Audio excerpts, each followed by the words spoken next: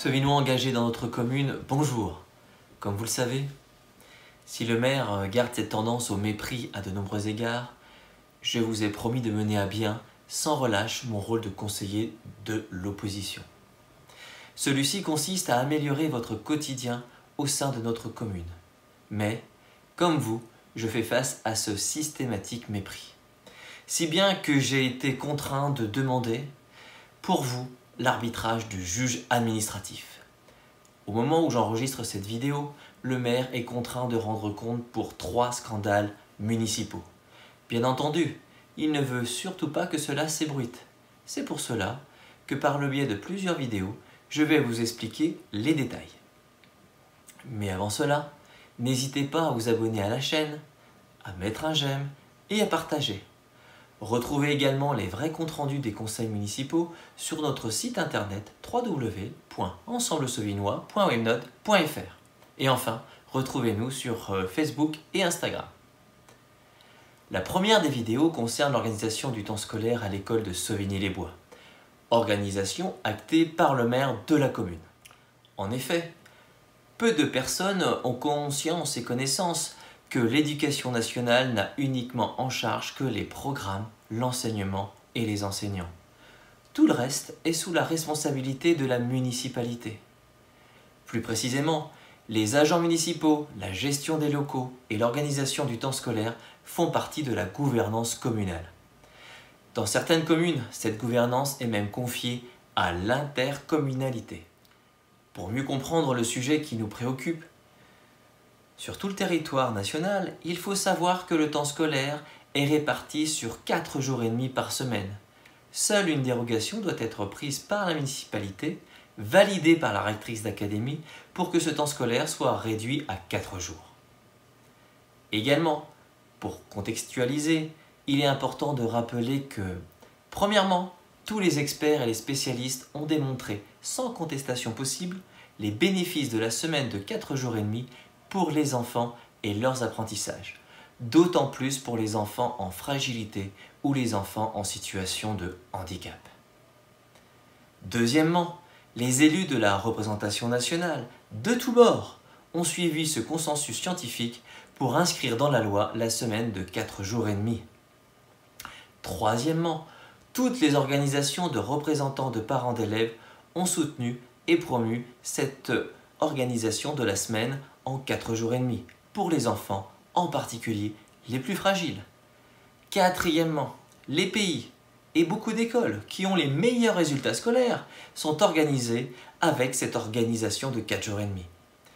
Cinquièmement, jusqu'à l'arrivée du nouveau directeur au sein de notre école, tous les enseignants de l'école étaient tous convaincus par la semaine de 4 jours et demi. Ils en étaient même les promoteurs. Enfin, c'est seulement pour des raisons financières que des municipalités ont mis fin à la semaine de 4 jours et demi, bien loin des intérêts des enfants, en particulier ceux en fragilité ou en situation de handicap. Ainsi, c'est dans un contexte de pandémie qu'à la rentrée 2020, la direction de l'école a annoncé aux parents d'élèves la mise en place de la semaine de 4 jours.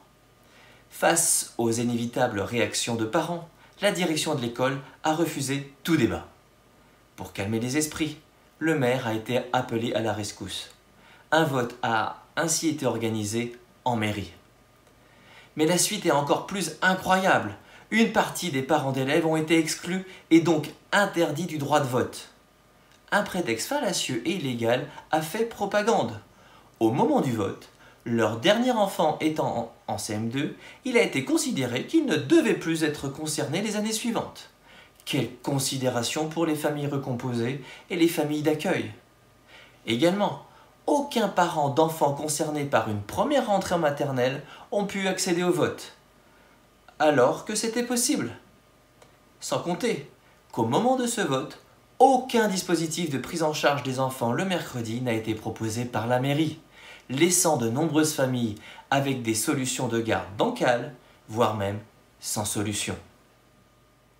Évidemment, et sans surprise, ce vote tronqué a été en faveur de la semaine de 4 jours. On peut facilement conclure que le bien des enfants passe largement après les intérêts individuels. Un comble pour 2 institutions de la République. Cependant, et finalement, ce n'est que le 12 janvier 2021 que le conseil municipal a dû se positionner sur la mise en place de l'organisation du temps scolaire en 4 jours. Comme indiqué dans le compte-rendu que vous pouvez retrouver sur notre site internet, j'ai rappelé le contexte et toutes les irrégularités, en particulier l'absence de débat et de mesures en faveur des enfants en fragilité ou en situation de handicap. J'ai malheureusement été le seul conseiller municipal à voter contre ce processus napoléonien. Évidemment, l'inspection d'académie a entériné la nouvelle organisation du temps scolaire. Pour autant, le 26 mai 2021, fort de tous ces arguments, j'ai contesté par un recours gracieux cette décision. Contestation qui a été rejetée la semaine suivante, le 3 juin 2021, sans aucune justification. Le 24 juin 2021, dans le respect de la procédure juridique, naturellement, je demandais donc le premier arbitrage du tribunal administratif, qui l'a accepté. Mais, malgré la sollicitation du greffe jusqu'à une mise en demeure du 5 janvier 2022, oui, une mise en demeure, 6 mois après le début de la procédure, aucun des conjurés n'avait jugé bon de répondre au juge. Ce fut chose faite seulement le 28 janvier 2022, 3 jours avant la clôture d'instruction.